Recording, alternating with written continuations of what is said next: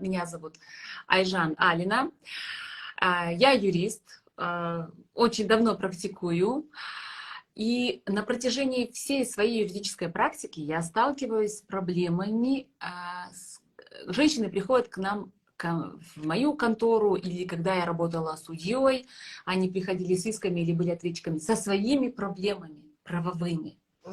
И очень часто я видела, хотя я не психолог, но в силу того, что очень часто, да, мы разбирали споры, я видела, что за этими проблемами стоят и другие какие-то их психологические проблемы. Какие-то они осознавали, какие-то на бессознательном уровне. Вот, поэтому, да, я вижу тебя.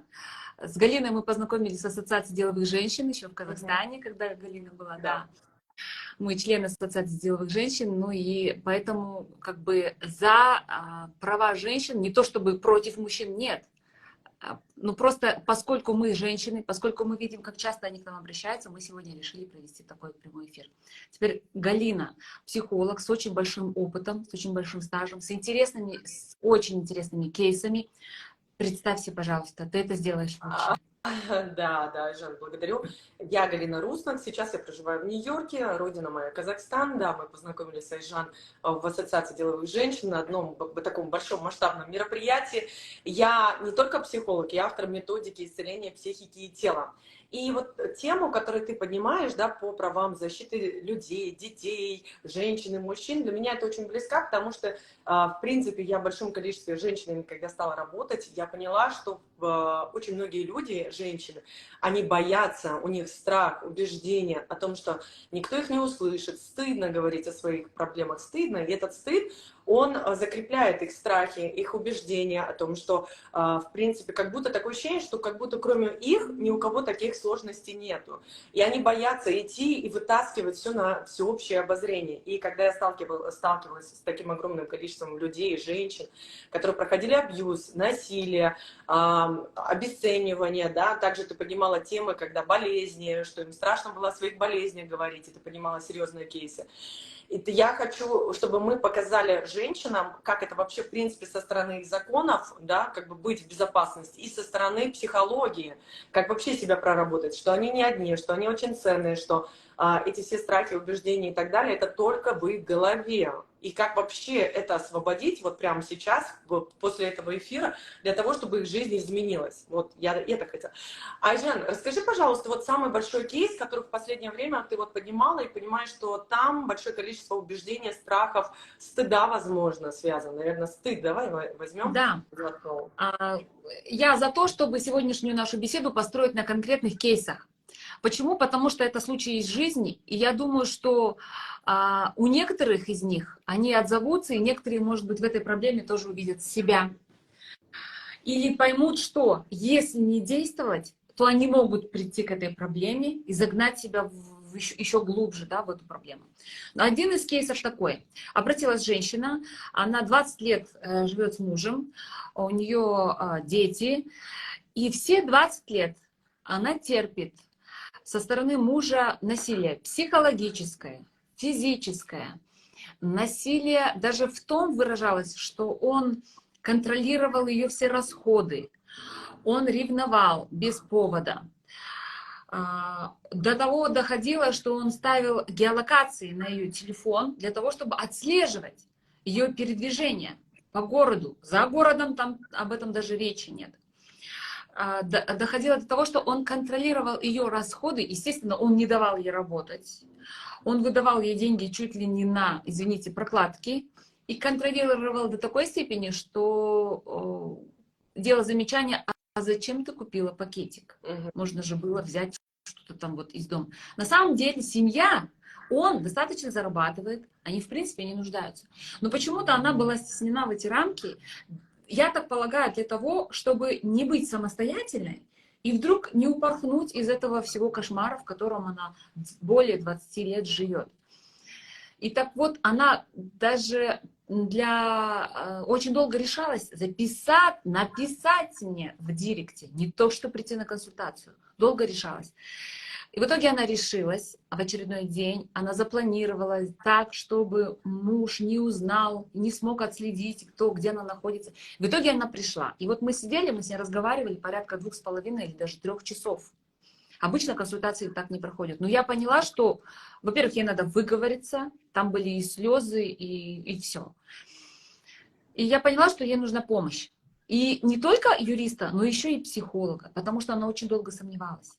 Она хотела подать на развод и совершенно боялась того, что она останется без ничего. Она не понимала, не знала, или он ее довел до того, что она перестала вообще соображать и даже подумать о том, что все имущество она может забрать половину себе. Но сейчас вопрос не только в правовом поле, да, мы обсуждаем этот кейс, но и в том плане, что она настолько была загнана, забита, почти уничтожена, ее самооценка вообще была подавлена, что она даже не понимала, на что она может рассчитывать.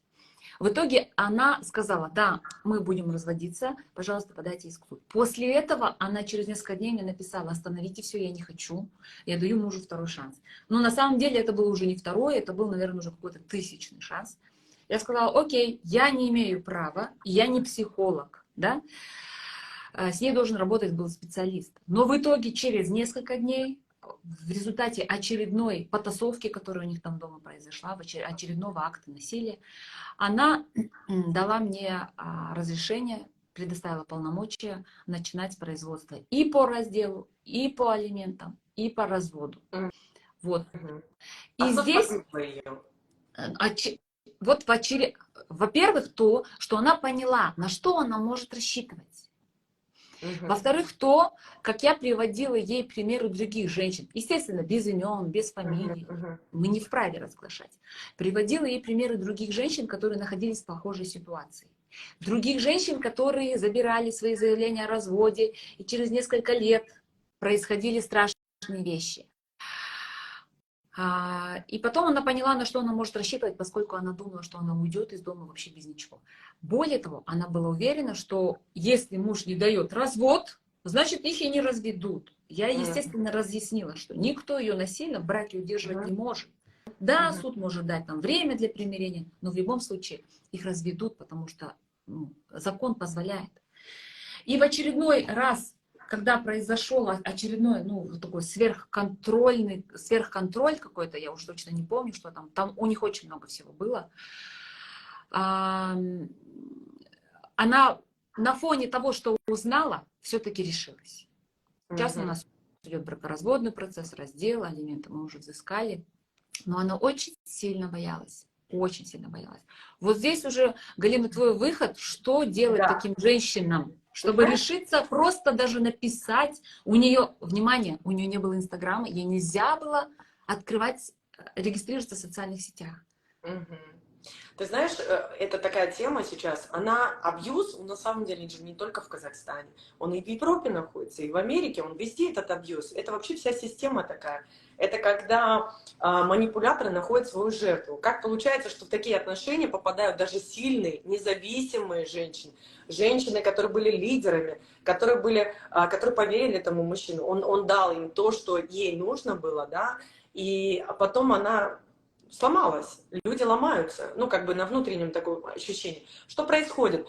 Получается, что она попала в зависимые отношения, мужчина же ей дает безопасность. У нас вообще изначально наш папа — это безопасность, ощущение безопасности. И когда где-то у нас были непонимания, кто такой папа, или неправильные отношения с папой, возможно, или неправильные отношения выстроены вокруг мужчин, да, что нет ощущения, нам казалось, что безопасность — это что-то другое, что если он рядом или нас достигает через силу, это, наверное, есть хорошо. Если он берет через силу, он, наверное, сильно нас любит. И вот зачастую очень многие люди путают, женщины, что такое любовь, а что такое насилие. И они думают, что насилие — это лидерская позиция. И они идут за этой лидерской, в кавычках, позиции, и там понимают, что на самом деле там любви нету. И там они начинают подстраиваться. Им кажется, женщинам на уровне бессознательного, если она сейчас где-то промолчит и сделает, как ему надо, то их семья сохранится. Так будет безопасно для них. Безопасность для женщины очень важна. Да? Почему, в принципе, они не говорят говорят о своей сложной ситуации в жизни, потому что для них это небезопасно, потому что общество не принимает, что нельзя быть как бы не замужем, это же небезопасно, что же будет потом, потому что вот же, опять же, ты сказала, что она не была в курсе, что можно было поделить недвижимость, потому что небезопасно, она не видит перспектив. И страх так одолевает женщин, что они зачастую забывают вообще о себе. Они готовы переступать через себя, переступать через свою ценность. Им кажется, что это и есть, наверное, нормальные отношения. Путаница, запутывание себя, в принципе. Что это нормально, так все живут, потому что они начинают общаться с другими женщинами и понимают, что абьюза очень много везде. И это уже как бы нормальная система. И многие не верят в правосудие, потому что, ну, а как же, а если я начну говорить, а что люди тогда скажут, да, это стыдно, тогда меня не примут, не примет общество, родственники против меня пойдут, я останусь без денег, без... И начинает вокруг этого закручиваться такая система, что там женщина начала говорить про насилие, и ей стало плохо жить, понимаете, ей стало плохо жить, стали ее оскорблять, и стали это оповещать на новостях, и она лишилась там работы, детей, наверное, еще что-то, чего-то. И женщины, видя эту ситуацию, они понимают, нет, нет, нет, меня эта система, ну, мне не идет, поэтому им страшно написать. Как бы ты же сама знаешь, да? Я также видела твои кейсы, когда ты поднимала про здоровье, про онкологию. И вот эта тема тоже очень близка. Почему? Потому что, когда я вот смотрю, ты вообще как детектив, ты проводишь такие расследования, ты вытаскиваешь не на уровне, да, о том, что можно знать свои законы, свои права, как бы защищать себя, но ты показываешь о том, что нужно об этом говорить. Потому что я все время топлю за то, что нужно об этом говорить, нужно говорить о том, что у вас болит, о том, что вы, возможно, одна, что вам нужна помощь, что вы хотите достучаться, надо менять. Мы же, когда меняем себя, мы меняем, в принципе, и окружение вокруг себя, да, и окружение начинает меняться. Поэтому, например, вот расскажи, пожалуйста, про кейсы, вот с онкологией тоже, насколько они вообще переплетаются, тоже, опять же, с этим стыдом, с ценностью, и как вообще у тебя там все раскрывалось? Наверное, тоже перекликаются, потому что когда я начала рассказывать об этом случае, когда женщине молодой поставили неправильный диагноз и чуть не удалили грудь здесь, в Казахстане, мне стали в директ поступать такие сообщения, как «а мне сделали операцию», а потом оказалось, что это была ошибка. И я задаюсь тогда вопросом, как-то вы пошли дальше выяснять, почему, привлекать к ответственности? Нет.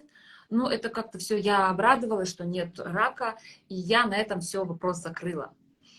Кто-то говорил, мне стыдно признаваться в том, что я сейчас без груди, я как будто бы неполноценная женщина. Вот такие ответы я получала. С правовой точки зрения я понимаю, они могут, у них на руках все доказательства, они могут пойти и доказать, что здесь была ошибка. Для чего? Для того, чтобы, во-первых, понимать, наверное, что наказание кто-то понес, потому что, ну, извините, столько всего получить, да, претерпеть. И, во-вторых, чтобы помочь другим женщинам, для того, чтобы поднять их настороженность по этому вопросу. Вот почему-то женщины этого тоже боятся об этом говорить. Они закрываются. Ну, я тебе скажу почему. Потому что на самом деле наше тело, это же интимная наша жизнь, да, наше тело. А грудь для женщины, это очень важно. Ну как так? Мы же, когда растем, даже взрослее девочка, они периодически там свою грудь, ну не то что показывают, вот у меня больше грудь, у меня меньше грудь. И потом грудь идет, мы кормим ребенка. Это как бы на уровне глубоко на подсознании, что грудь это очень важно для женщины. И для многих женщин убеждение, что мужчины и в принципе на грудь засматриваются, это где-то очень глубоко сидит. И говорить сейчас о том, что у тебя проблемы с грудью, о том, что, возможно, ее еще удалили, и что ты столкнулась с такой трагедией, для нее это трагедия как женщины, не только для тела, да, но это как женское самолюбие, это женская ценность. И говорить об этом, многие не хотят это проявлять. Это не такая... Мне так кажется, что Казахстан просто еще не такая свободная страна, чтобы женщина могла так легко, свободно говорить о своей груди, о своем теле. И здесь даже не о болезнях. Поэтому им страшно даже зачастую говорить про свою семью, про свои отношения. Это такая интимная тема, что до такой степени они так укоренились, многие женщины. Я сама с этим сталкивалась. Я тоже жила в Казахстане в отношениях таких восточных, традиционных. И я тоже с этим столкнулась, что Ну а как же, мне кажется, что меня не поймут, меня не оценят, тем более с учетом того, что я еще психолог и с психологией связана, здесь вообще разрыв шаблонов, потому что мы вообще должны молчать, что мы проходим какие-то задачи в своей жизни, у многих в Казахстане это с этим. Так вот, по поводу болезней, по поводу груди, почему они не делают, потому что, опять же, ценность себя, если я начну говорить и проявлять, то что другие скажут, да, и как это будет больно. Как решить вообще эту задачу? Для меня, вот я, когда вижу как эксперт, я считаю, что как только человек начнет говорить о своей боли, о своей проблеме, о своей задаче, во-первых, ему станет, первое, легко, легче. Он поймет, второе, что он не один, и что огромное количество людей, которые, возможно, тоже проходили такое же испытание.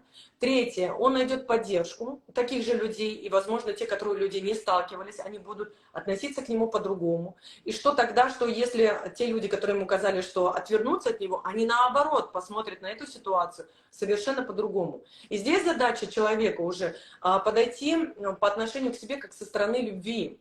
То есть он реально чего хочет в этой жизни? Вот чего она хочет в этой жизни? Кто она в этой жизни? С какой задачей она сюда пришла? Она пришла, чтобы проходить испытания в этой жизни. Она проходила, чтобы проживать жизнь другого человека, то есть проходить абьюз, да, терпеть это все.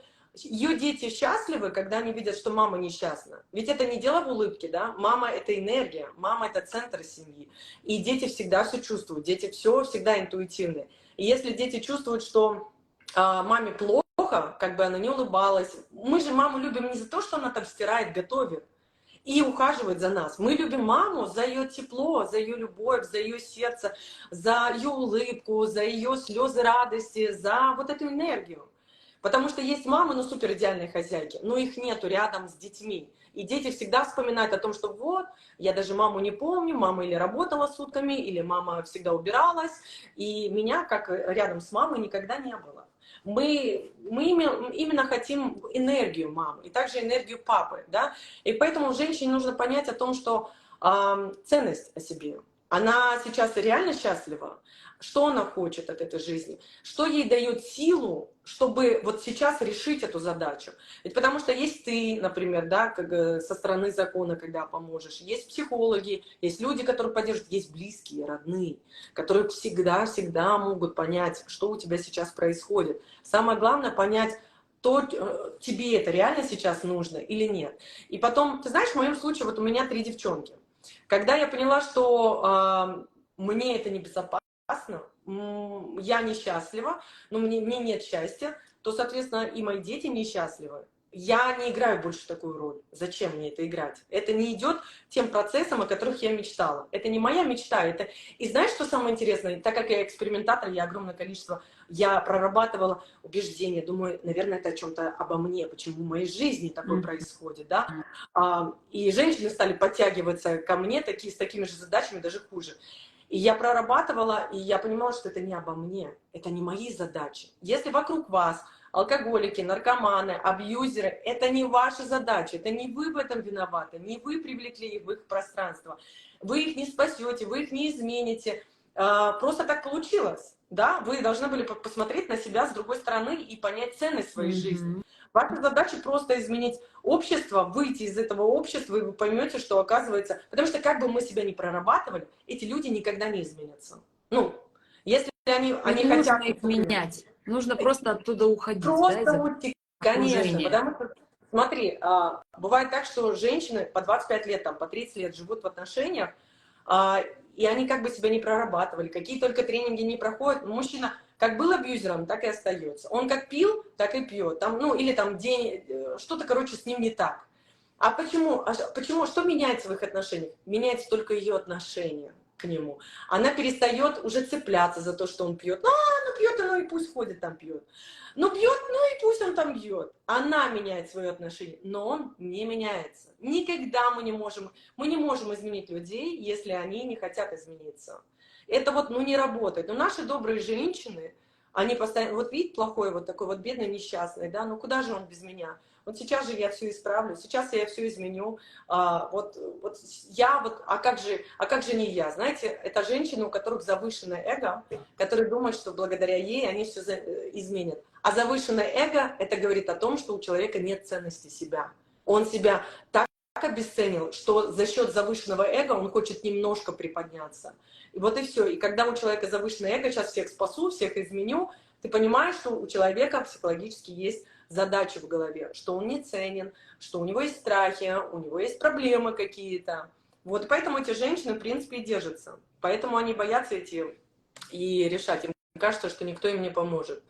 А что делать этой женщине? Какой? Вот она понимает, Да, вот который вот, та, да. та женщина, которая понимает, что она живет очень долго в абьюзивных отношениях, что она уже понимает, что так, это неправильно, не есть правильно, она уже не хочет, но у нее не хватает силы духа. Что ей делать? Идти к психологу?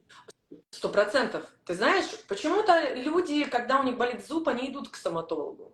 Когда у них болит сердце, они идут к кардиологу. Когда у них что-то болит, они идут ко всем. Они идут к врачам. Но когда у них болит душа, или когда они понимают, что они психологически нездоровы, а это уже болезнь, когда ты находишься в зависимости, то они говорят: ой, нет, это неудобно, это стыдно, это непривычно, я что, больная, я что, сумасшедшая? Да кто же говорит о болезни? Да, это болезнь, и нужно осознать, что у тебя болезнь, ты находишься в зависимости, у тебя нет энергии выйти из этого, то 100% нужно идти к специалистам. Вот, например, я нахожусь в Америке, здесь людей приучили, что Вот только психика — хотела это спросить. твоя ответственность.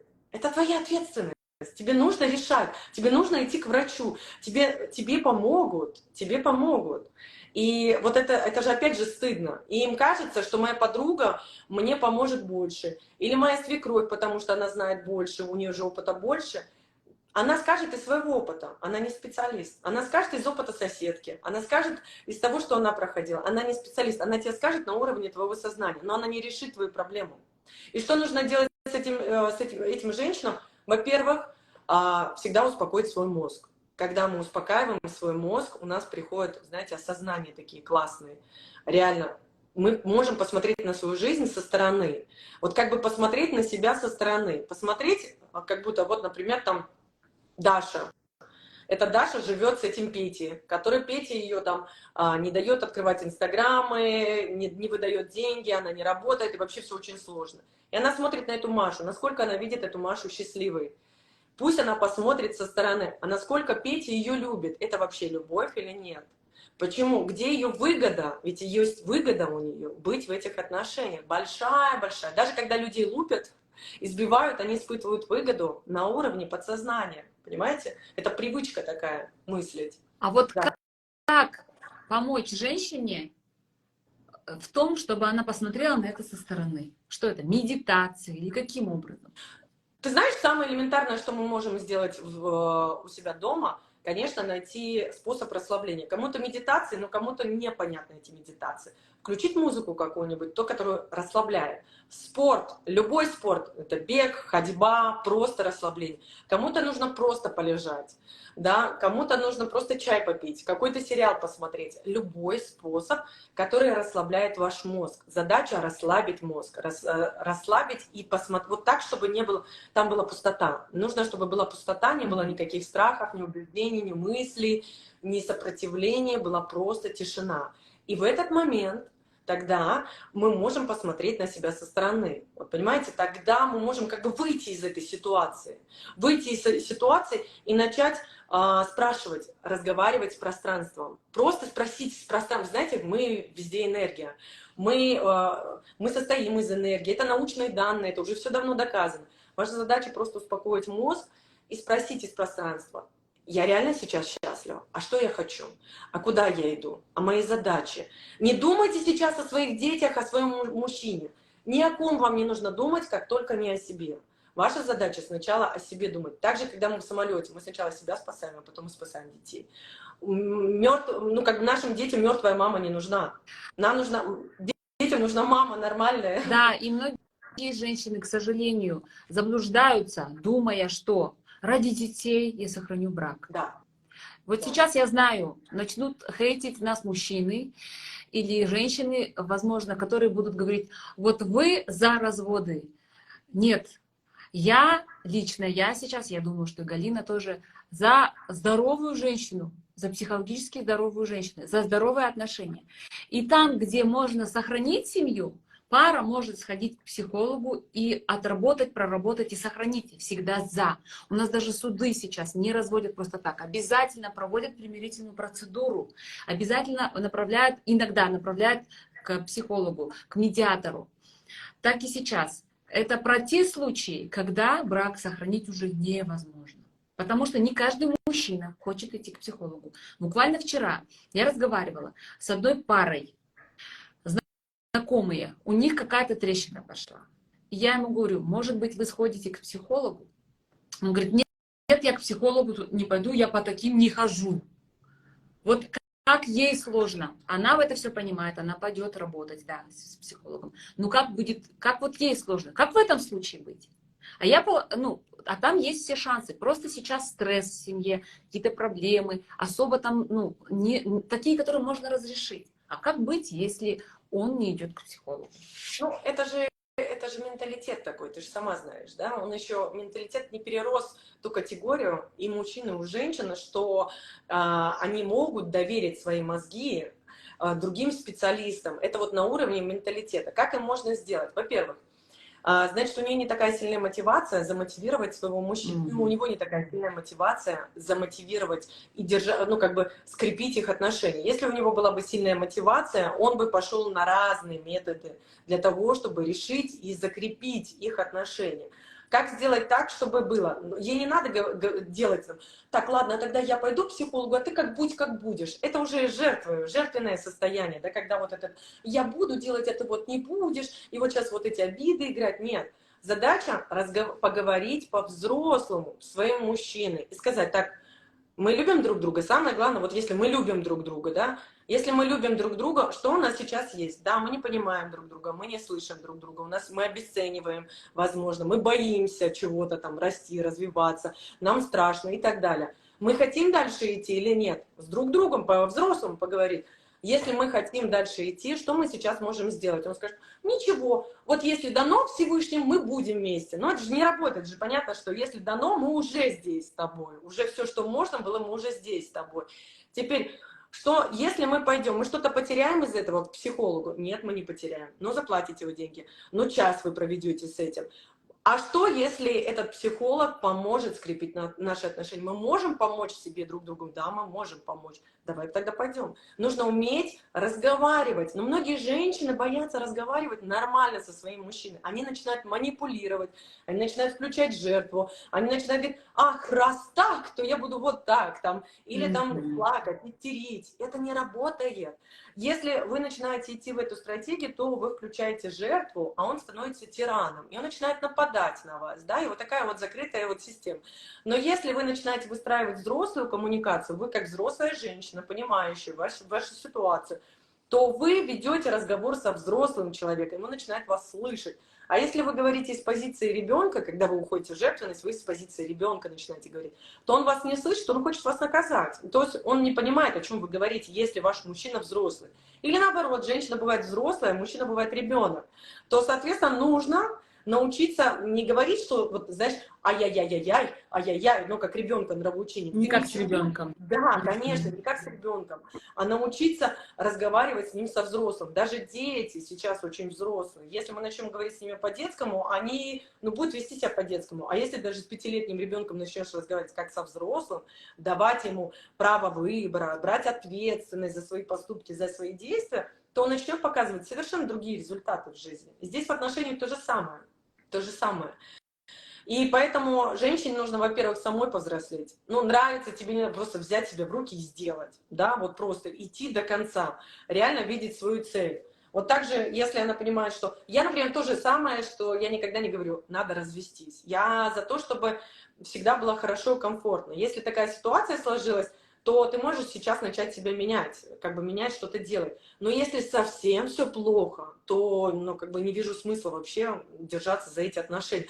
То есть женщине нужно посмотреть на себя со стороны, посмотреть, как бы выписать плюсы. Плюсы, что он сейчас испытывает, и минусы, и где больше, и где меньше. Вот я, в свою очередь, тоже, когда делала это, я понимала, что большое количество минусов. Ну все, уже отношения себя изжили. Мы все, что могли, мы уже взяли друг у дружки. Дальше наши пути уже расходятся. Ну, и все, и это нормально. У кого как.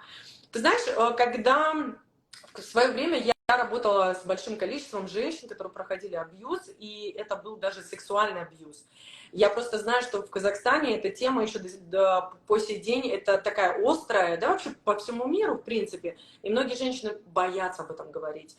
И были такие девчонки, которые ко мне обращались, то есть там уже за 30, за 35 лет, которые рассказывали такие истории, когда их папа там родной насиловал. Родной папа, восточная семья, да, и насиловал. И мама, зная эту ситуацию, закрывала на это глаза. Почему? Потому что ей, во-первых, она не могла поверить своей дочери.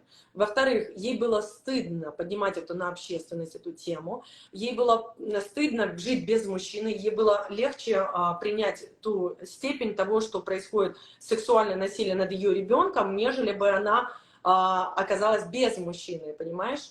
И у девчонки была травма не по поводу отца даже больше, а то, что мама, мама потакала этим Не действиям, мама защитила. молчала, не защищала. Это же близкий, родной ее человек. И вот эта тема, и этих тем было огромное количество, когда женщины рассказывали про насилие своих дядь, своих двоюродных братьев в Казахстане.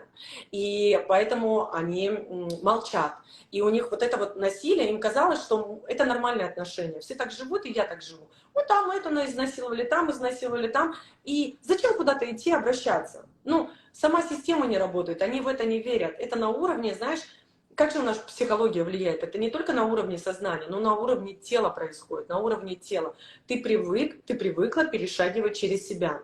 Ты не знаешь, кто ты есть, нет твоей ценности. И тут настраивать надо не только сознание, мозг, но и вообще сонастраивать дух, душа и тело. И с телом работать, и с душой работать, и с своим подсознанием, вот выходить прямо из этого пространства. И тогда начнется меняться вообще общество. Насчет ужас, конечно, ужас. Я когда впервые стала сталкиваться с таким количеством женщин, я была в таком шоке. Я думала, неужели? А потом стали женщины приходить с идеальными семьями, как мне казалось. И они рассказывали такие вещи, и я думала, как так? И они считали, что это нормально. Это нормально. Ну, все так проходят, и мы так Вот проходим. оставаться в таких отношениях, имея дочерей, насколько это чревато и как это негативно может завтра отразиться на жизни твоих детей, твоих дочерей, даже сыновей, неважно, детей. Насколько это Да, детей. опасно для них? Это очень опасно. Ты знаешь, сейчас даже возьмем Казахстан, потому что все-таки ты адвокат из Казахстана, да. В Казахстане огромное количество сейчас суицидальных наклонностей у подростков. Дети Очень много. заканчивают свою жизнь, потому что так не может продолжаться долго. Возможно, поколение бабушек и дедушек раньше могли это терпеть. Сейчас пространство изменилось, сейчас очень много дозволенности, много социальных сетей, много показывают свободы. И тут, получается, сознание как бы с подсознанием немного не сходится. И дети начинают, они не хотят так жить, они не хотят быть свободными, они хотят выбирать, да, а родители им не позволяют. Знаешь, у меня вот есть такой случай, когда одна женщина, она медик, очень там популярный медик, и получилось так, что потом она начала говорить о том, что ее дочка наркозависимая. Получилось так, что как раз-таки, когда я стала работать с дочкой, дочка 9 лет на синтетических наркотиках сидела. 9 лет. С 14 лет, получается, с 14-летний подросток сел на синтетику, да, которую разрушает психику, тело. Она выглядела как реально подросток, то есть не 23 года. И что получается, что девчонка запомнила, как папа маму избивал. Маму избивал, и мама молчала, замалчивала, потому что не принято, нельзя так говорить. Она пыталась сама справиться с этой ситуацией. Ей казалось, что она справлялась до того момента, пока она с ним не развелась. Но девчонка запоминала каждую секунду проживания их жизни. И она видела, что женщина — это никто, женщина — это не ценность, мужчина не ценит женщину, мужчина не любит. Папа говорил ей, что дочку он любит, а маму при этом избивал до крови. То есть, получается, у нее спутанные понятия происходили. Она не понимала, ну как же так, он же любит меня, он же вроде бы, наверное, и любит маму, но он же ее избивает, что получается, любовь — это больно, это сложно, это трагедия, это какое-то сопротивление. И вообще мужчинам нельзя доверять, получается, ты вроде бы и доверяешь, и не доверяешь, а папа же — это безопасность для нас, для девчонок вообще. Это так устроено, наш ДНК даже. И что выходит? Психика ломается у подростков. Они могут уйти в наркозависимость, в алкогольную зависимость, суицидальные наклонности. Это провалы в памяти, потому что почему происходит провалы в памяти? Я не хочу это помнить, я не хочу это запоминать. И это плохая успеваемость, они не учатся. Почему? Потому что мозг в отключке, они как в трансе находятся. Они проживают не свою жизнь, они проживают жизнь родителей, в рамки какие-то, в жесткие. А сейчас дети более самодостаточные, А нежели... потом сразу вот как бы хочется здесь сразу перейти к теме буллинга. Потом эти дети, не получая нужного внимания дома, выходят на улицу или в школе, в классе, привлекают к себе внимание какими-то нестандартными, неправильными, асоциальными и другими поступками своими. И у них развивается такое девиантное поведение. Это тоже очень актуальная тема сегодня. В итоге, что происходит по Да, моим кейсам, я вижу да, неоднократно. да. Родители закрывают глаза на такое поведение ребенка. Они думают так, ну, почти буквально, ну это же дети пошалят и прекратят. Когда жалуется, например, другая мама, что один мальчик снял штаны с ее сына, а мама того мальчика, который так его обидел, унизил при всех во дворе, она говорит, да, это дети, поигрались и хватит. Ну, поиграются и перестанут. Это всего лишь шалости. Не обращайте внимания, разберутся сами. При этом, что происходит? У мальчика, у которого сняли штаны, у него огромный стресс и огромная травма, которую еще придется отрабатывать, наверное, в его взрослом возрасте. Еще неизвестно, к чему она завтра приведет.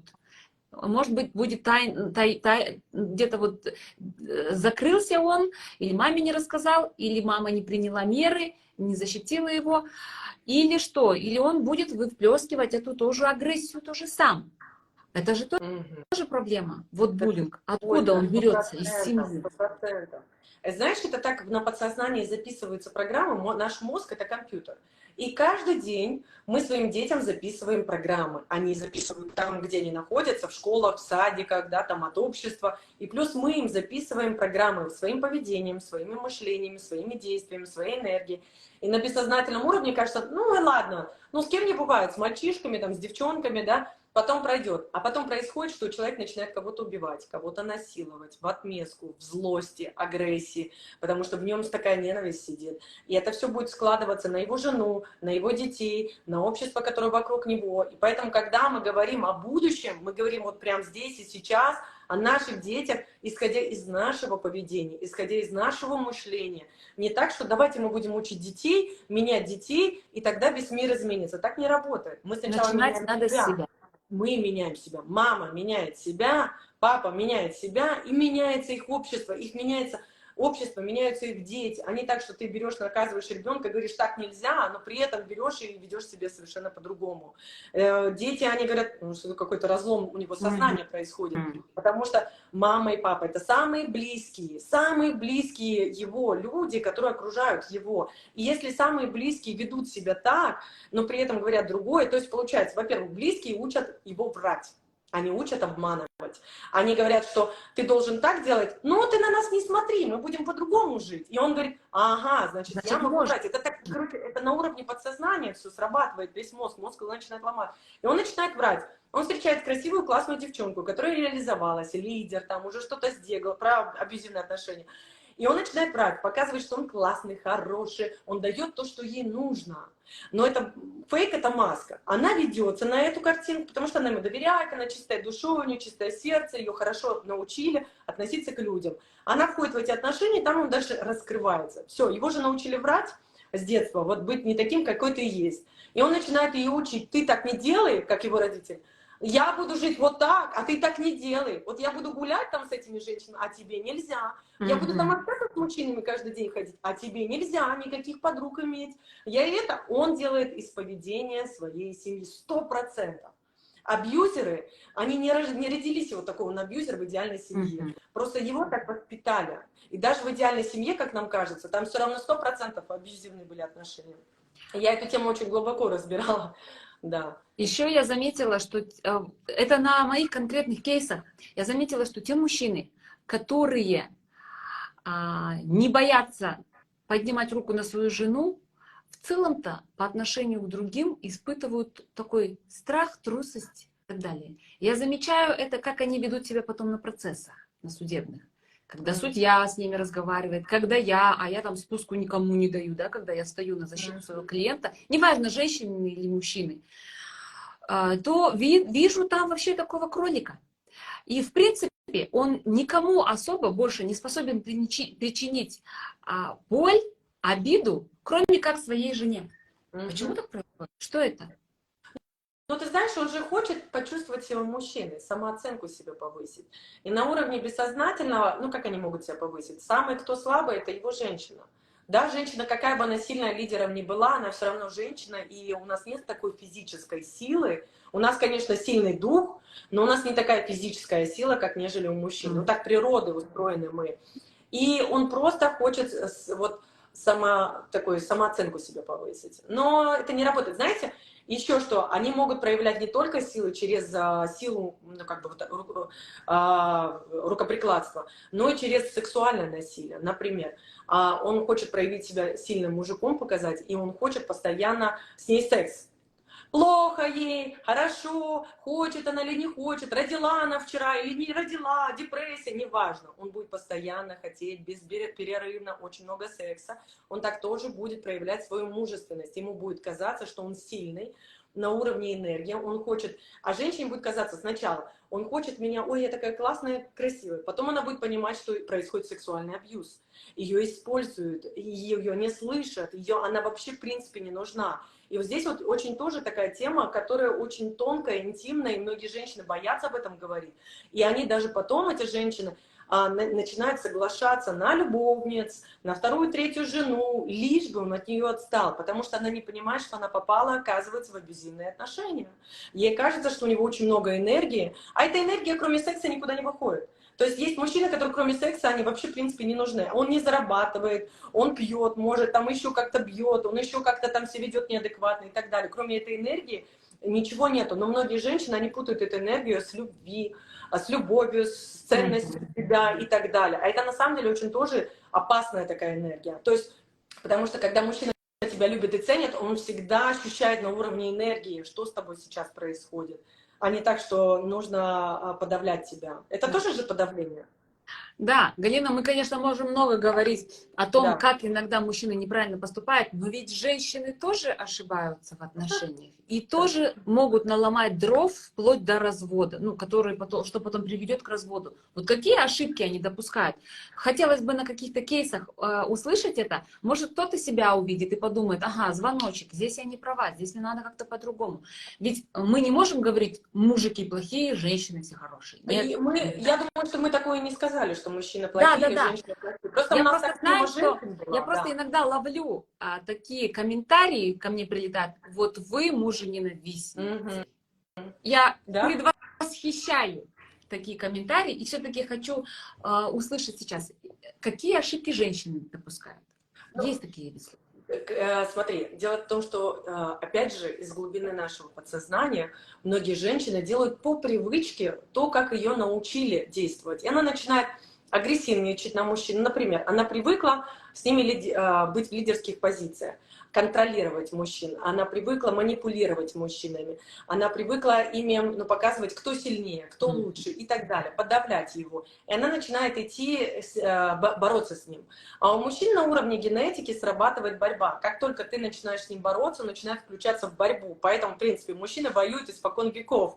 Да, это не женские войны, это мужские войны всегда. Если женщина, где у него на подсознании записано, что эта женщина более слабее его, более мудрее, начинает с ним бороться, он не видит женщину, он видит мужчину.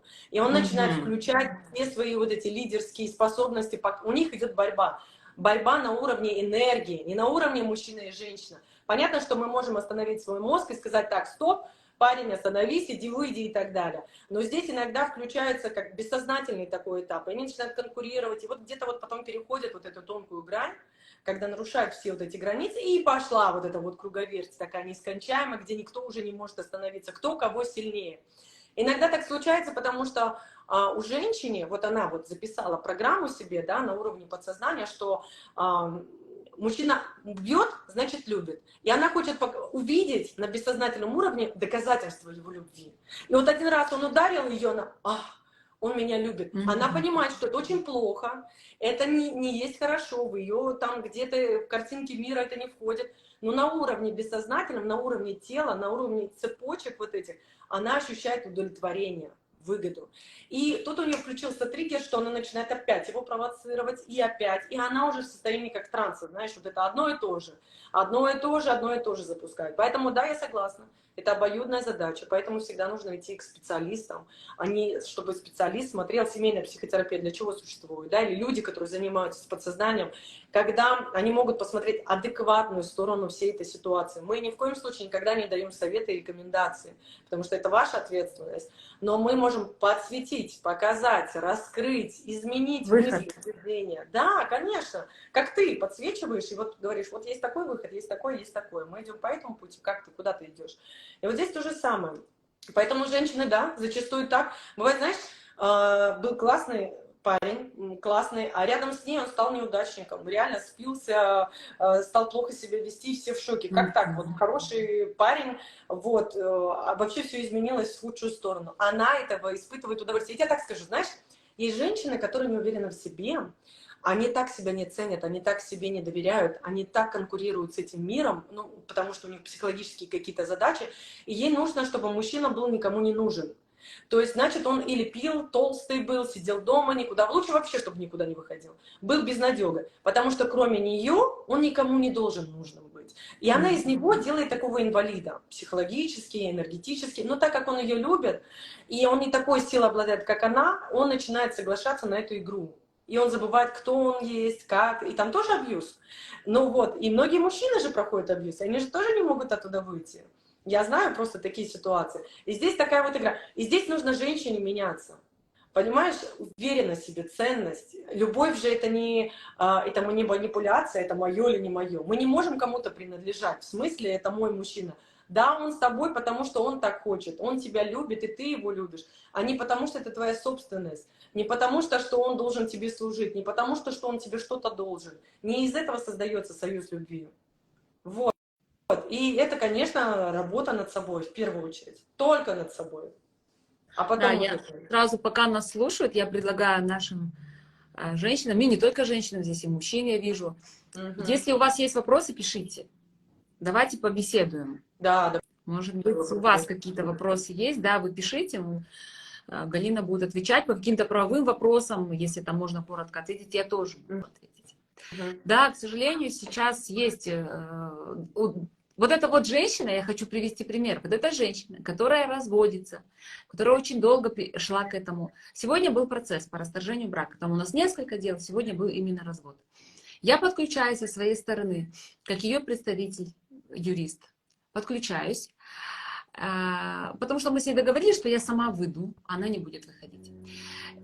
И сейчас же процесс онлайн проходит, вот так же по видеозвонку. Судья, я и подключился муж.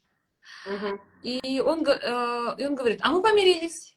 Я говорю, уже суд, у меня такой информации нет, поэтому, ну, и мы на связи постоянно с клиенткой, у меня нет информации о том, что они помирились, поэтому я настаиваю на расторжении брака. Но я всегда за то, чтобы Мгм. людей пытались примирить. И Мгм. он берет вот так вот, поворачивает телефон, а она сидит рядом. Где-то так вот чуть подальше, за ним маленькая, тихая сидит, и судья у нее спрашивает, вы согласны, вы поддерживаете позицию вашего юриста? Или вы помирились? И она оттуда говорит, я хочу развестись. Каких сил ей это стоило, я только могу представить. Это как, я не знаю, это как в страшном фильме. И он такой берет и поворачивает, и она там сидит. И она как будто там в ловушке. Они пока еще на одной территории находятся, живут. Потому что они эту квартиру никак еще не поделят. Мы сейчас это будем делать. Страшная картина была. Немножко жутковатая даже сегодня была картина. Да, я понимаю прекрасно, потому что манипуляторы, они имеют такую власть над жертвами своими, они знают уже все лазейки. И им кажется, что они имеют всю власть стопроцентную. Это ошибочно. На самом деле, если загнать зверька в угол, он становится зверем. Если он понимает, что или он сейчас умирает, или он выбирает путь жизни. А жизнь это энергия большая. И нужно быть сильнее, чем ты сейчас. И реально, вот если люди начнут об этом говорить, она поймет, что она не одна. Самое главное, знаешь, очень многим людям, почему они сдаются? Потому что они одни понимают, что она одна. Мгм. Это страшно. Для многих людей быть одним, это самое, наверное, одно из самых страшных. Как это И я одна, такие все истории останутся. есть. И Да, такие я... истории есть, когда женщины просто у них нет опоры, родители не поддерживают, родители говорят, нельзя разводиться, вот ушла в эту семью, не вздумай возвращаться. А ей самой принять такое решение без поддержки родителей не хватает духа. Не настолько она сильная духом, да? И такие истории есть. Есть истории, когда женщина, я это почему говорю, не для того, чтобы тут посплетничать, да, а для того, чтобы другие послушали и решили, я не одна такая. Есть женщины, которые находятся в такой ситуации, что сейчас вот такой период развода, у нее нет родителей, у нее болеющие дети, и ничьей поддержки нет. Мгм. Ничьей. Ни материальной, ни жилья, и она не знает, что делать. Опасная ситуация. Не знаешь, чем она завтра решит вообще, как она завтра эту проблему вообще решит. Опасная ситуация. И такое тоже бывает. Но я вам скажу, и даже такие женщины в итоге выходят из моих же кейсов, находят силы и чуть ли не возрождаются заново. Из таких, извините, из такого, ну, скажу, говна они выходят и возрождаются снова. Просто они понимают, что верят, верят в то, что можно из этого всего выйти. Ты знаешь, Вот. я хотела бы сказать м, людям, которые оказываются в сложной ситуации, как вообще решить эти задачи, например.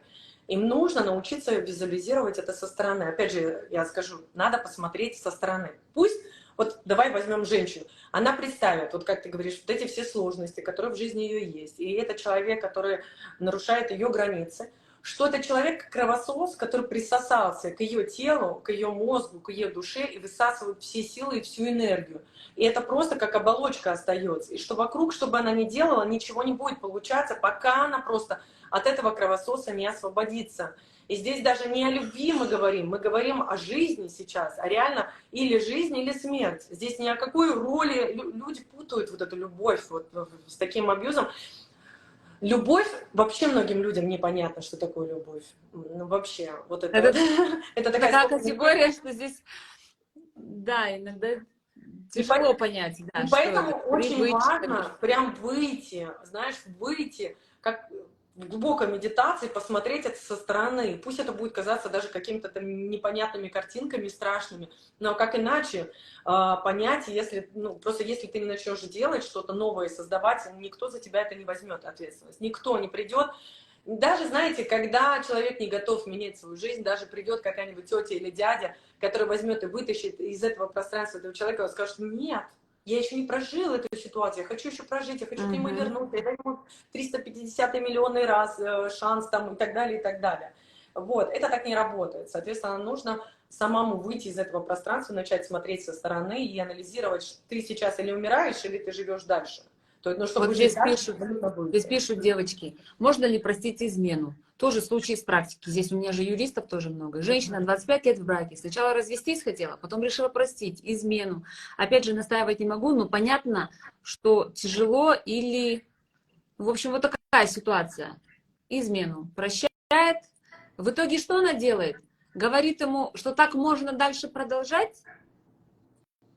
Или, Галина, или действительно можно простить? Вот такой интересный момент. Ты знаешь, такое двоякое, я тебе так скажу, что, в принципе, ну, во-первых, в других странах многих, если мужчина или женщина изменяет своему партнеру, то этому человеку доверять нельзя, даже на уровне бизнеса. Потому что если человек, выбрав этого партнера для своей жизни, и он его предает, то есть он Мгм. предает в первую очередь себя, свой выбор, это же его выбор был, да, этого партнера выбирать. Соответственно, и он других партнеров может кинуть и обмануть. И этому человеку нельзя доверять. Да, вы можете простить, но вы знаете, что структура этого человека такая, что он не отвечает за свои поступки, за свои действия. Вы можете просто, уже давно практика доказала того, что зачастую эти люди все равно, это как наркоманы, они знают этот вкус. И зачастую многие наркоманы возвращаются на эту стезю, потому что они знают, каково там, что-то они там получают, то, что Мгм. нужно. Ваша задача Мгм. другая, дело не о прощении. Почему вы оказались в этой ситуации, да? В этой ситуации, где вы провалились на уровне энергетики, на уровне ценности себя, где он же изначально такой был, 100%. Человек, который изменяет, он изначально был с таким поведением. Он изначально показывал, возможно, показывал вот такую ситуацию, что вот за мной все бегают, а вот я такой красавчик, да, я вот только вот тебе, и ты, он всем нужен, значит, и мне нужен. Сейчас-ка я его тебе заберу. И она начинает достигать, реализовывать, рядом с ним подстраиваться, забывать про себя. И это вот изначально вспомнить о себе. Нужно ли прощать или нет, я не советую, потому что это ваша ответственность, вам с этим жить. Здесь задача именно взрастить себя новую, вспомнить о себе, о своей ценности, о своей важности. Вот это только вот эта задача.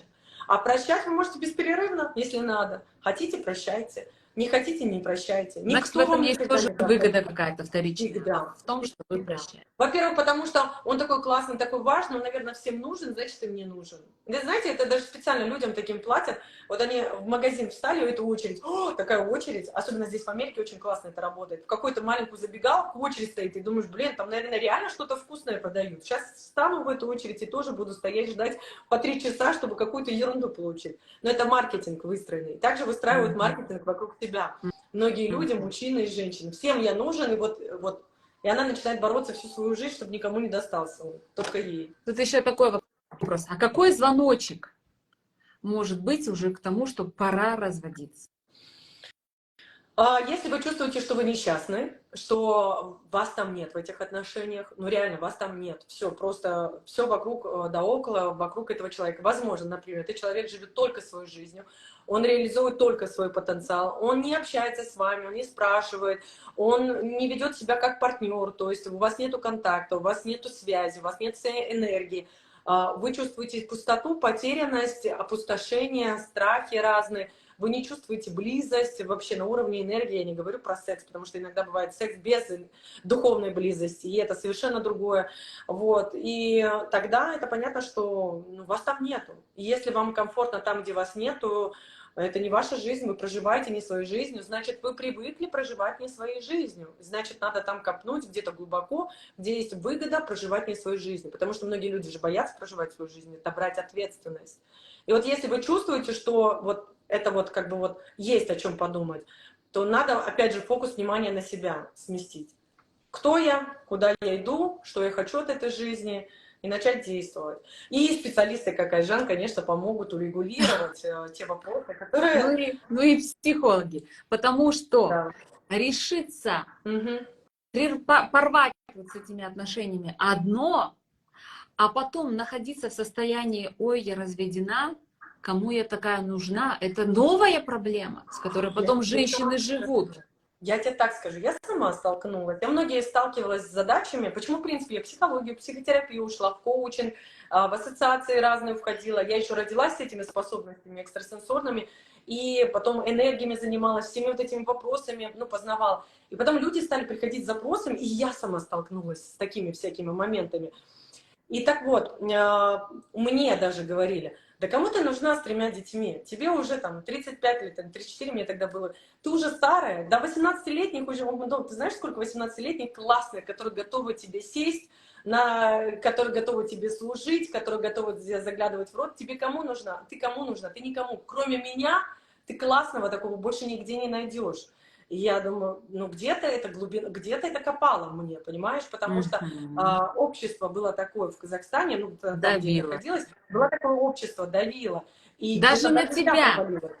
Даже на меня. Я думала, так, это не моя история. Потом я такая, это не моя история жизни, Галя, это вообще собери. А ну, соберись просто. Но я стала сталкиваться с огромным количеством людей, женщин, которые вот страх. И это не только в Казахстане, это постсоветское пространство. Женщина после 30, она и еще с детьми, да кому она вообще там нужна? Это так висит в обществе, это коллективный эгрегор, коллективное убеждение. Когда я сюда впервые приехала в Америку, я никого не агитировала переезжать в Америку. Это я просто про свои ощущения говорю. Я приехала сюда с 3 детьми, и мне все говорят, слушай, ты такая молодая, да у тебя вся жизнь впереди. Я такая молодая, ой, правда, я же так и себя и чувствую, да, как бы. И мне все говорят, да ты что, у тебя 3 детей, это круто, мужчины говорили, у тебя нету потребности рожать детей, у тебя гештальты твои закрыты, как женщина. И женщина с детьми, она здесь дороже стоит, нежели женщина без детей, потому что у них гештальт не закрыт. А я теперь не хочу рожать детей, например, да, мне комфортно само собой, я хочу развиваться, реализовываться, путешествовать. У меня мои потребности женские закрыты. А другие девчонки, они там 35 лет только достигали, там реализовывались, и они хотят рожать детей, и у них там, так, где найти этому мужчину, как бы родить ребенка, и у них вот этот. И у них все по-другому, понимаете, другой менталитет. И я думаю, вообще здесь по-другому. Мне подходит. Но это можно изменить и по советском пространстве. Много женщин, которые выходят замуж с 4, с 5 И с детьми, 4 уходят, детьми. Да, и да, такие случаи есть, да. меняют свою жизнь. Но Мгм. почему-то есть и те женщины, которые даже после развода продолжают рожать от этого же мужчины вплоть до 7-го ребенка. Что Страх это? Даже остаться после одной. развода. Страх остаться одной. Очень сильный страх. Страх остаться одной. Знаешь, зачастую люди рожают детей, чтобы...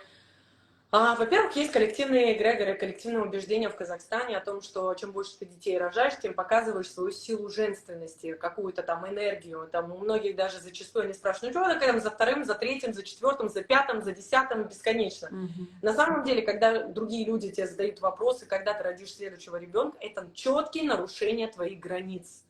Никто не имеет права спрашивать, когда ты пойдешь за вторым, за третьим, за четвертым. Это нарушают ваши границы. Это то же самое спрашивают, а что у тебя с сексом? А ты спишь со своим, или с кем ты спишь? Да ты можешь вообще делать все, что ты хочешь. Тебе есть 18 лет. Это тоже нарушение границ. У нас Да. очень это популярно в южных регионах.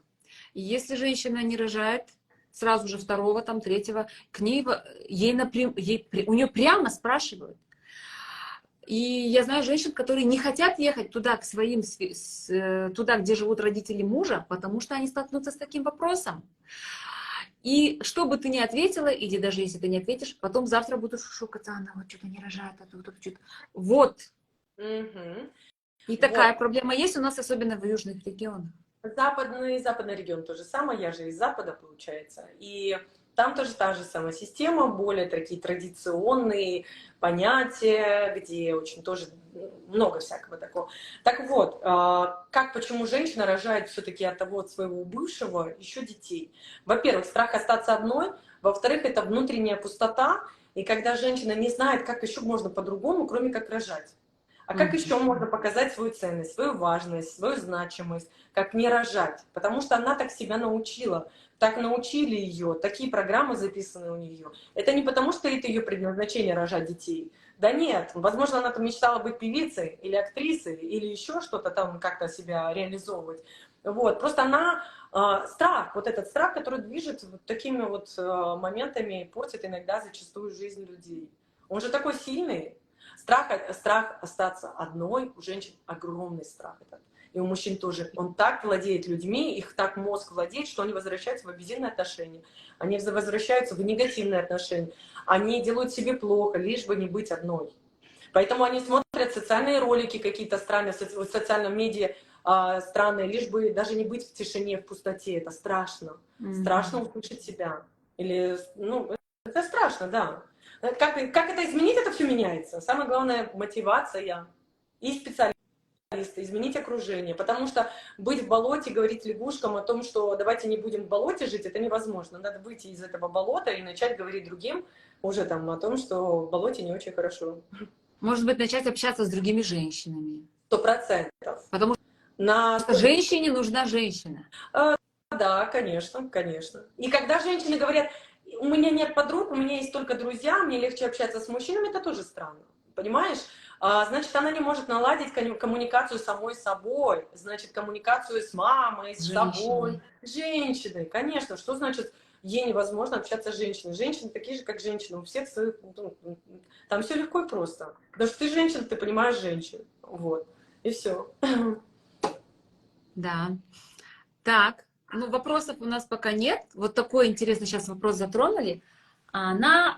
Женщина иногда, сейчас, это даже не про семейный, но все-таки хочется затронуть. У нас очень много женщин, которые работают в найме, Мгм. но они хотят уйти работать на себя, Мгм. но боятся это сделать. Очень много женщин. Мои подруги, ну, наверное, 95% ушли из найма и начали работать на себя. благодаря тому, что они смотрят на других своих подруг. На меня, я когда-то на кого-то посмотрела. Ведь иногда мы работаем на кого-то, на госслужбе, неважно, на кого-то работаем, да, не на себя. Мы же делаем свою нелюбимую работу в страхе, что ну, мы не сможем самостоятельно там, заняться бизнесом или начать свою частную практику. Вот что таким женщинам? Если вот она хочет, и ее уже не удовлетворяет ее работа, тоже идти к психологу? Или, может, какие-то практики? А, Ты знаешь, я же не просто психолог, я работаю как раз-таки, весь эфир я говорю, я работаю с Мгм. подсознанием, я перепрограммирую мозг, А вот как ты это негативные установки делаешь? убираю.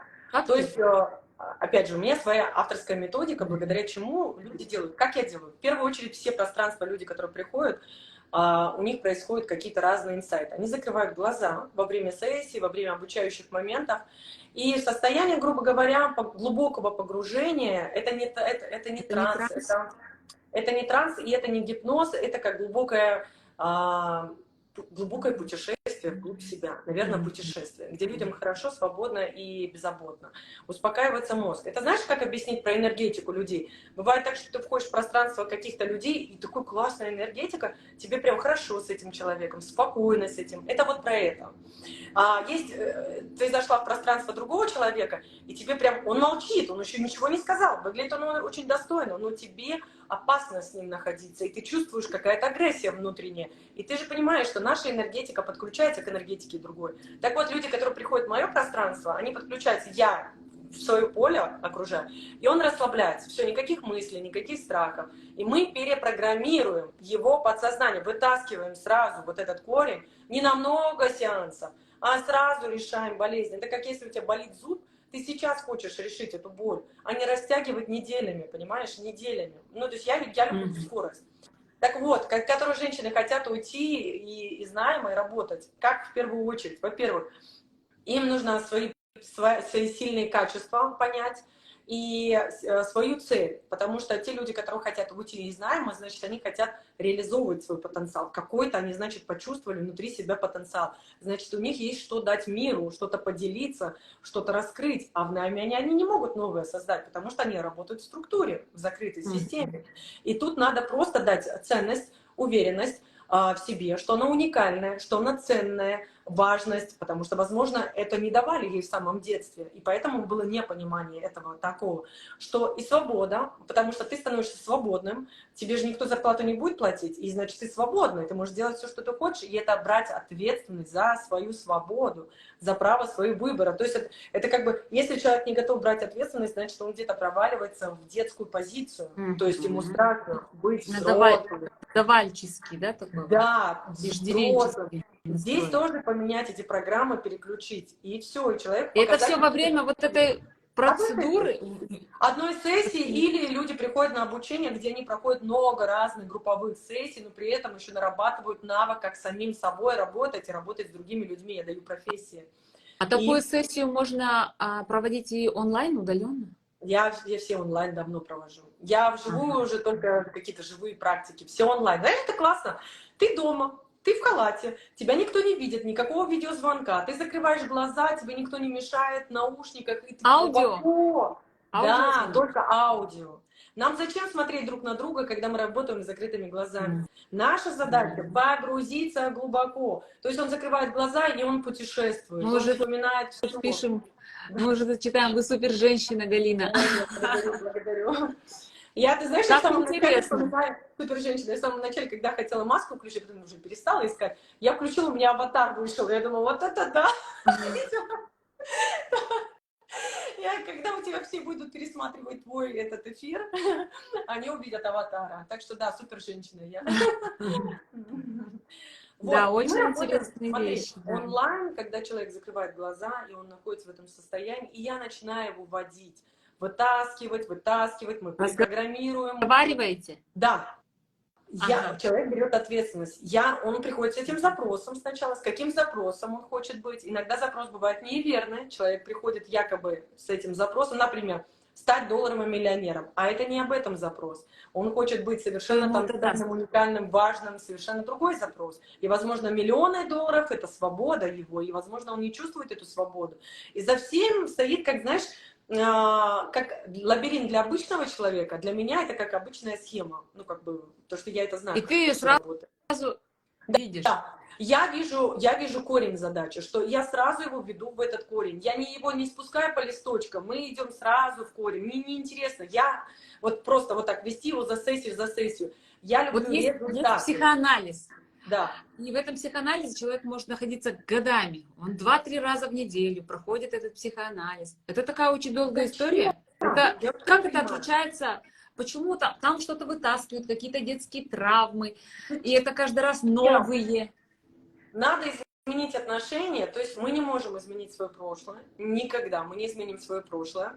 Мы можем изменить свое отношение, мы можем научить себя как создать новые нейронные связи. Мы создаем новые нейронные связи. Это наши новые мысли, наши новые убеждения. И я за то, чтобы не прорабатывать, знаешь, негативные качества человека. У всех же есть какие-то свои минусы, да?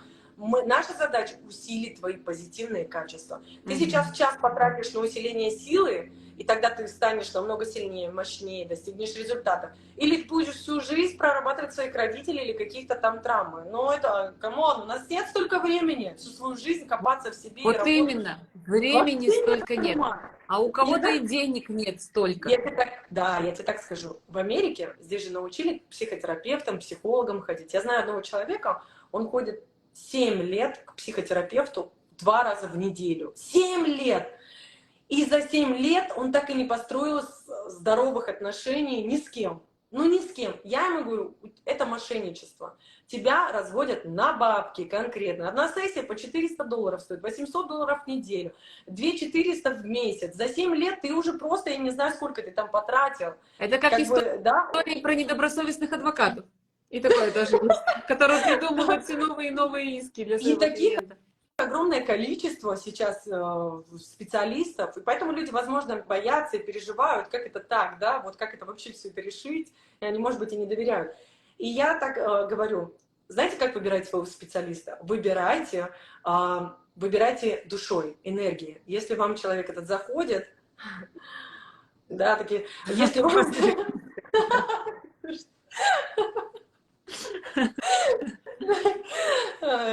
Если вам человек заходит энергетически, кто не понял, там просто сообщение было такое про горячее видео, вот, то вы выбирайте себе специалиста. Ваша душа всегда знает, это ваш специалист или нет. Если вы чувствуете, что вот ну не лежит душа, вам нехорошо, вам не заходит, то слушайте себя всегда. Ваша душа всегда все знает. Знаете, также, когда мы выбираем партнеров, наша душа всегда все знает. Она всегда говорит, нам это подходит или не подходит. Стоит ли нам доверять или не стоит доверять. Это всегда. Но люди зачастую боятся слышать себя. Им кажется, что это странный голос изнутри. Кто там с ними разговаривает, да? Потому что многие внушают, что разговаривать с собой это плохо, это шизофрения. Если ты сам с собой общаешься, кто тебе эти сигналы? Возможно, тебе шайтан говорит какие-то идеи, понимаешь? Ну, там на уровне религии даже. И люди говорят, ой-ой-ой, мне не надо, нет, не надо никаких Не буду я в себе копаться. Да, нельзя. Лучше пойду-ка я... Вот все так проходят, и я буду проходить. Лучше я это сделаю, и я так пройду. Лучше быть как все, вот так. Так безопаснее, так надежнее. Потому что так же вроде бы как-то люди живут, и я так буду жить. Ну, у всех есть свой выбор.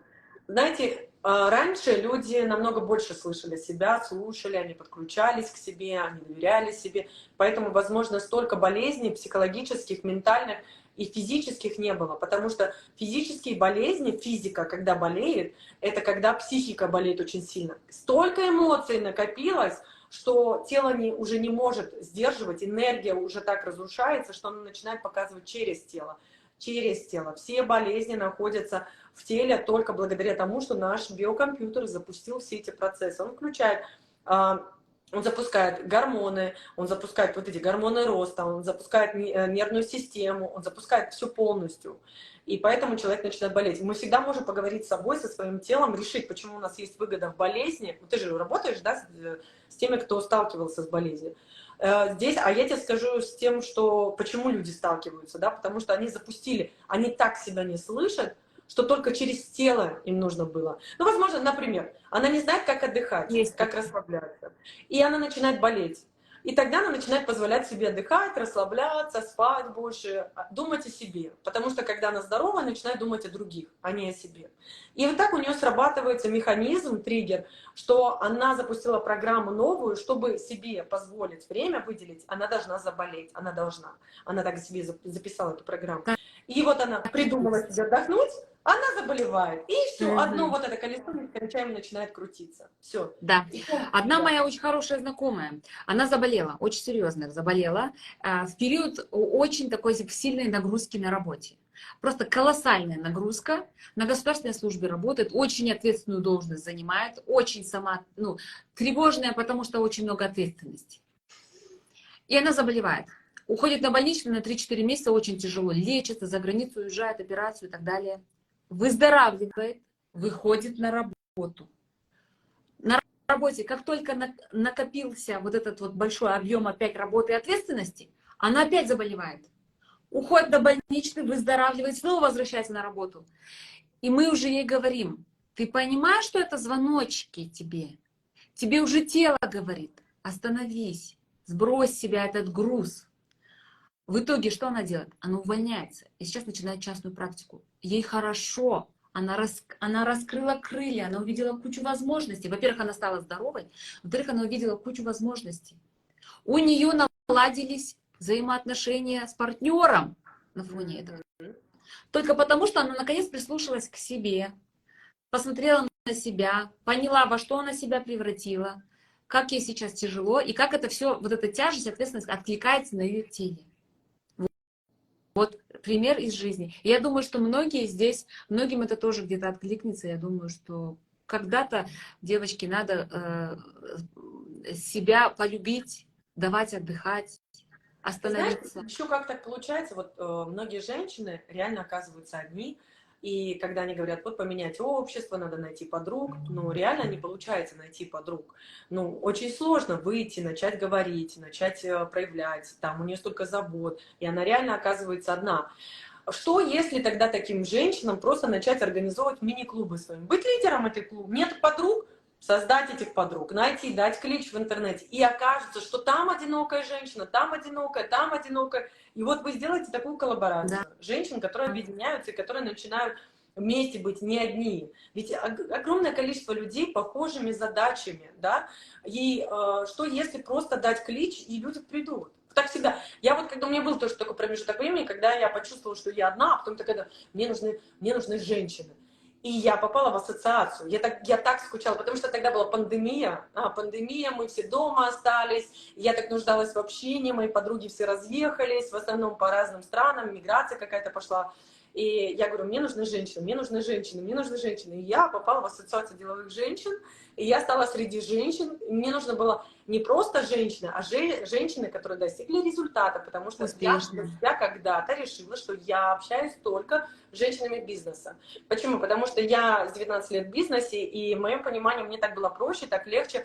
Мы на одной волне, мы понимаем друг друга, мы в одной теме, потому что женщина, которая работает на кого-то, ей немного непонятно на женщину, которая в свободном плавании находится. Да, Это вообще другая да, ментальность. Ты понимаешь, да, о чем да, я говорю? понимаю. У меня есть все еще осталось несколько подруг, у меня много подруг, осталось несколько подруг, все, которые никак не решатся на то, чтобы уйти в частную практику. Ну вот, я к чему? Тому, что когда мы объединяемся, мы становимся сильнее, мы понимаем, что мы не одни, и мы можем Мгм. через вот эту силу, взять силу к себе, это же энергия. От этих женщин, грубо говоря, мы не берем у них, но мы питаемся, мы же общаемся, мы Мы в наполняемся, этом поле возвращаемся. находимся. Да, Позитивно. возвращаемся в свою жизнь с этой уже наполненной энергией и начинаем реализовать свой потенциал. Это как вот взять, попить воды, да? Дома нет воды, воду отключили, все. И что, вы теперь не выйдете из дома, вы не будете искать эту воду, чтобы выжить, да? Мгм. Вы О, будете какой искать классный эту воду. пример. Да. Да, вы будете искать, вы найдете эту воду, вы принесете эту воду домой, и вы сделаете все, что нужно. Вот, и здесь то же самое, энергия это то же самое, как вода. Обязательно то же самое надо делать. Да, Хорошая такая беседа у нас да. получилась. Да. Вопросов Ну нет. всего по Я чуть-чуть, да? думаю, что Можно заканчивать. м, м, Девочки, если будут вопросы, оставляйте их в комментариях. Мы обязательно сохраним сейчас этот эфир на обеих страницах Да. и будем отвечать и правовые вопросы, и вопросы к Галине по психологии, да. Может быть, сейчас вы стесняетесь задавать эти вопросы, окей, задавайте их в комментариях. Очень важно, чтобы женщины, да и мужчины, которые посмотрят этот эфир, услышали в первую очередь себя. Потому что мы поднимали серьезно, между прочим, темы. Это кажется хихи, ха-ха, мы там так пообщались. А на самом деле это такие вещи, вот если сейчас они не сделают, то какой бы кризис ни был, какие бы войны в мире не происходили, кризис всегда начинается с внутреннего состояния себя. То есть сначала ваша задача изменить себя, начать поднимать себя из пепла, если кажется, что вся жизнь разрушена. Что если кроме как вы не одни, вот я хочу, чтобы вы не одни, есть всегда люди, которые помогут, всегда есть специалисты, и не надо думать, что у вас нет денег, есть люди, которые бесплатно это сделают. И бывает, деньги приходят из ниоткуда, чтобы вам помочь. Бывает много всего такого. Самое главное захотеть, чтобы вам помогли. Принять. Вот научиться принимать. Да. Мы иногда очень легко отдаем, но не умеем принимать. Тут вопросы пошли. Да. Во-первых, говорят, да, стыдно писать, вопросы все понятно говорите. А во-вторых, спрашивают, сколько стоит курс психологии. Я не то, что курс психологии преподаю, я обучаю авторской методике, где психология, психотерапия, коучинг, энергетическое исцеление и раскрытие интуитивных видений, потому что каждый человек может слышать себя, работать с собой. И вот на странице твоей есть эта информация, да, где можно зайти, посмотреть? Есть отдельная еще страница института, где у меня есть свой международный институт, где я обучаю студентов, у меня есть свои инструктора, которые обучают. И там вы можете написать, мы дадим полностью, разъясним всю информацию, как вообще. Тогда сегодня в сторис, Галина, пожалуйста, размести ссылочки, потому что тем, кому интересно, чтобы сейчас сразу после эфира прошли, посмотрели и получили ответы, потому что кому-то действительно интересно. Может быть, кто-то захочет просто сессию получить, а кто-то захочет обучиться этой авторской. Хорошо. Да, и за то, чтобы женщины, наверное, объединялись, наверное. Вот смотри, мы с тобой делаем коллаборацию. Мы показываем, что мы можем объединяться. И также другие женщины могут объединяться, чтобы они не сопротивлялись, чтобы они не конкурировали. Они понимают, что мир безопасен. Вот. Что все в этом мире безопасно для них. Безопасность, научиться доверять этому миру, и тогда она раскроет весь свой потенциал. Да. И вывод хочу сделать из нашей встречи. Если женщина попадает в какую-то такую ситуацию, в которую мы сегодня обсуждали, ей нужно взять как минимум консультацию юриста и консультацию психолога, чтобы получить хотя бы базовые понятия того, как разрешить эту проблему. У юриста вы сможете получить правовую оценку вашей ситуации, как вам быть, материальное, ну вот это вот имущество, как сохранить и так далее, или как его не потерять, да. У психолога вы получите самое первое, какой-то вот толчок к пониманию себя. 100%.